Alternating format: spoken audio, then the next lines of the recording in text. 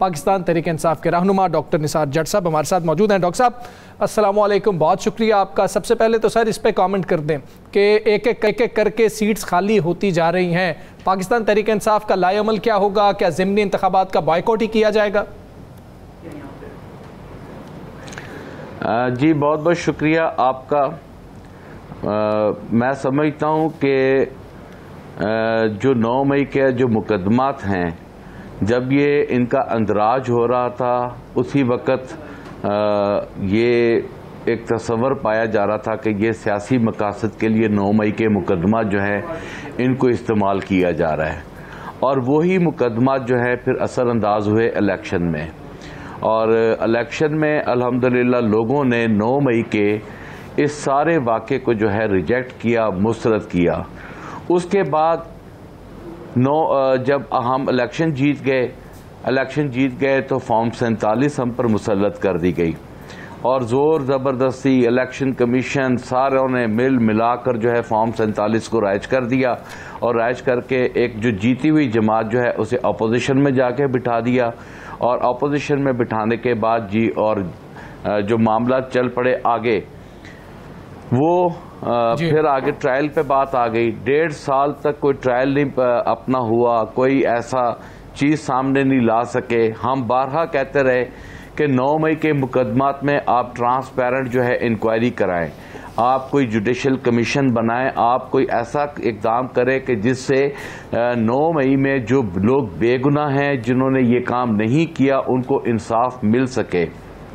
Ultimate वो भी ना हो सका, और अब जो सज़ा सुनाई गई है वो इस बात पर सुनाई गई है कि जी एक पुलिस ऑफिसर जो हैं वो इमरान खान साहब के घर में छुप कर बैठे हुए थे, लिहाजा मीटिंग हो रही थी और उन्होंने सारा ये समात किया, और समात करने के बाद वो एविडेंस बन गए, और उस एविडेंस के ऊपर जो है वो 9 मई के मुकदमात में बिल आखिर हमारी जो सीनियर लीडरशिप है उनको जो है आज इलेक्शन कमीशन ने डी नोटिफाई कर दिया। मैं समझता हूँ कि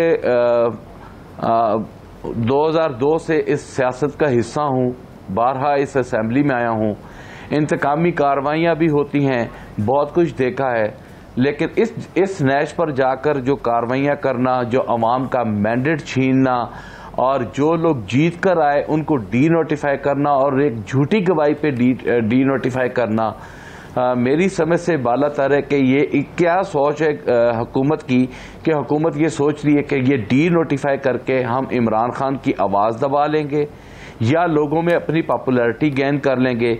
मेरा ख्याल है आज की हुकूमत जो है, जितनी वो अपना अवाम की नज़रों में जो उनके हालात हैं, अगर मैं खुलकर बात ना भी करूं, दबे लफ्ज़ों में भी कहूं, तो मेरा ख्याल है कि हुकूमत की जो रिट है वो बिल्कुल इस वक्त हुकूमत जो है वो दिखाने में नाकाम जा रही है। डॉक्टर साहब आज झूठे दावे हैं। डॉक्टर साहब आज आपकी मीटिंग हुई स्पीकर से, उस मीटिंग में क्या तय पाया? आजकल आपको बड़ी ऑफर्स की जा रही है कि बैठ जाएं, बैठ के मुज़ाकरात करें, क्या इस मीटिंग में कोई मुज़ाकरात के हवाले से हुआ? मीटिंग के बाद आपके लिए गेट बंद कर दिया गया पार्लियामेंट हाउस का, तो ये क्या मामला हुआ सर?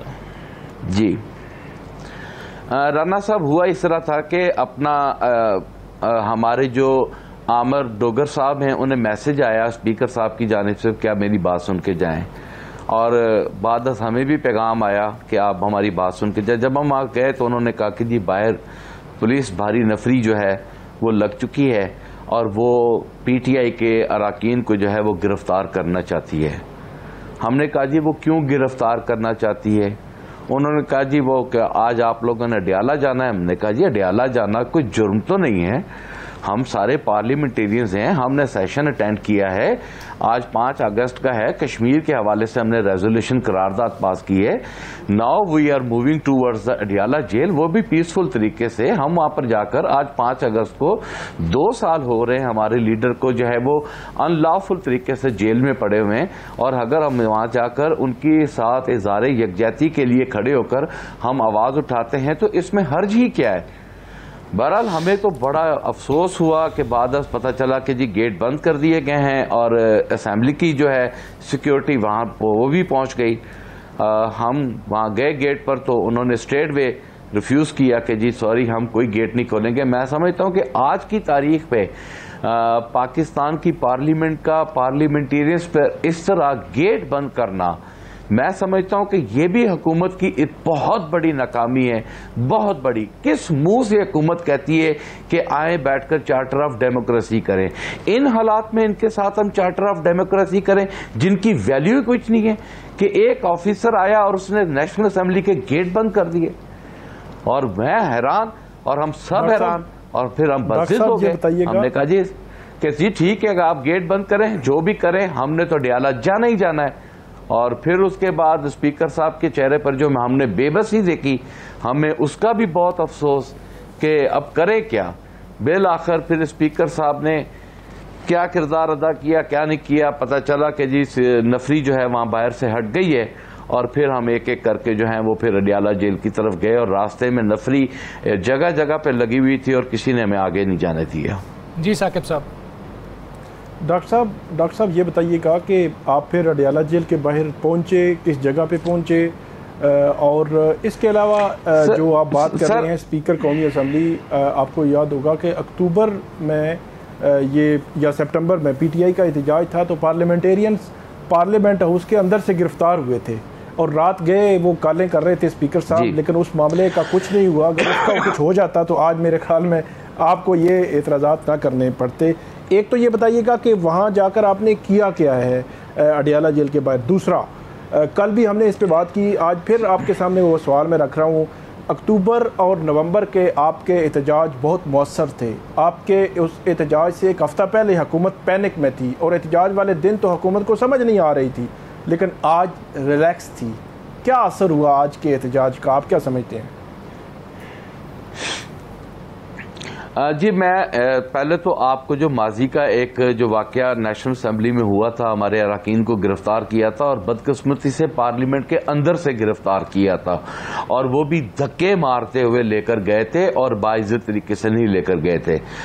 और उस पर बिलावल भुट्टो साहब ने कहा कि जी कमेटी बननी चाहिए, हम आइन की बालादस्ती चाहते हैं, पार्लियामेंट की सवर्निटी चाहते हैं। खुर्शीद शाह साहब को जो है उनका वो हमने मुंतखब किया चेयरमैन, बस किस्मती से उसको टच ही नहीं किया गया और 26वीं आईनी तरमीम जो है उस कमेटी की आड़ में हम पर मुसल्लत कर दी। और दूसरी बात, हम आज यहाँ से निकले तो बैरिया टाउन के करीब जो है वो हम सबको रोक लिया गया और वहाँ से आगे हमें नहीं जाने दिया गया। फिर वहाँ से मुतबादल रास्ता लेकर चक्री पर पहुँचे, जहाँ पर अलीमा खान साहिबा और दीगर उनकी बहनें जो है वो वर्कर्स का इंतज़ार कर रही थी, और वो अभी तक वहाँ पर बैठी हुई हैं मेरी इतला के मुताबिक, और वो डिमांड कर रही है कि हमें हमारे भाई से मिलाया जाए, लेकिन अभी तक मिलाया नहीं गया। आपका एहतजाज मौसर हुआ या नहीं हुआ नवंबर और अक्टूबर की तरह?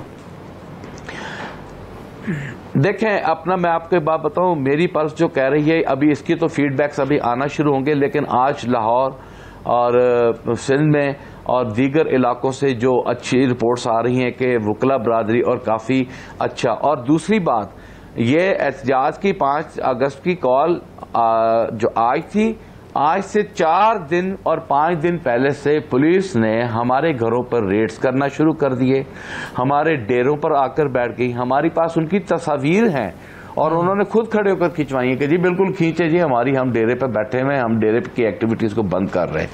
हमारी तमाम एक्टिविटीज़ को बंद किया गया, हमें घरों से बेघर के हमारे कारकुनान के घरों पर रेड किए गए। अगर हुकूमत बुकलाहट का शिकार नहीं है तो ये क्यों किया और आज गेट क्यों बंद किए? मेरा ख्याल है कि मरियम बीबी का एक मैं उनको आज याद कराता हूं, उन्होंने एक स्टेटमेंट दी थी कि जब हालात इस तरह के पैदा हो जाएं तो समझ लें कि गवर्नमेंट के दिन गए। तो मेरा ख्याल है कि आज के हालात को देखते हुए मैं आज रिप्लाई करता हूं कि इनके दिन गिने गए हैं। ठीक है।